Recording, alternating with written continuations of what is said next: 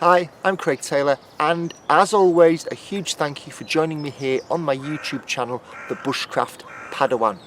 Regular viewers or subscribers may well recall that I'm undertaking a year-long tree and plant identification masterclass. If you've missed those videos, then if you look up here somewhere, I'll link out to them, or I'll even link to the playlist where I'm putting them all together.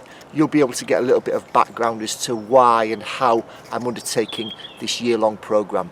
So about a week or so ago, no more than 10 days ago, I reached the end of module 2 of the course. Yay! Which was brilliant. But then it kind of made me realise, hang on, wait a second, module 2? That must mean that there was a module 1. And of course there was a module 1, and I'd done it, and I'd recorded a video about it. But I kind of just got lost with it all. It just kind of there was so much to do in what I felt was a relatively short time, module 1 and 2 being released together, that it kind of passed me by. I kind of didn't register it on any real deep level. So what I did was I reached the end of module 2, and I'm now going back and working my way through module 1. And I think that's a pattern that I'm going to try and maintain.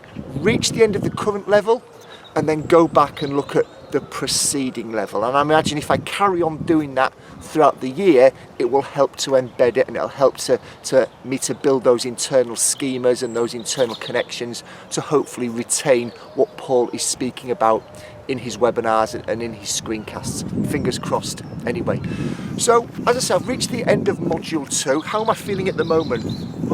I'm growing in confidence, I think would be a very accurate statement. It's been a good month. I've enjoyed it, and I think what I've enjoyed is the fact getting out there and getting stuck in. I'm always carrying my Collins British tree guide around with me. It's as part of me now as my car keys and my wallet and my phone when I step out the door. It's quite amusing to see, but I'm definitely gaining confidence. In the past month or so, I've been able to use the book, my own internal logic and process, as well as what Paul's helping us with in the masterclass, to identify trees such as alder, yew, monkey puzzle, Scots pine, sycamore. I even spotted a Wellingtonia or giant sequoia in Brighton Preston Park, and also a Monterey pine as well in the very woods that I'm sitting in now, just in that direction over there. And what was really cool about this month was that I'd spotted and identified a Monterey pine 3 or 4 weeks, 5 weeks ago, and somebody else in the Facebook group, which is where the community aspect of the course is, somebody else had photographed it more recently and said, I'm really struggling with identifying this, can anyone help? And I looked at it, I looked at the needles, I looked at the flowers, I looked at the bark, and I was able to kind of go back to this person and say, from what I can tell, it's a Monterey pine. And it was. So that really gave me a boost in confidence that not only was I helping myself and developing myself, but also I felt confident enough to advise other people about it as well. And the Facebook group's very, very good for that. There are often people posting pictures and posting them into there and asking others what they think it is, either because they don't know or because they're wanting to quiz other people. It's a very good community. I'm enjoying being a part of it. The other thing that I'm enjoying as well is, let's not forget what my day job is. My day job is to help other people use technology to develop and train their people. So it's great to hear Paul, who's the facilitator and course designer, stress the importance of taking notes rather than relying on him providing the notes.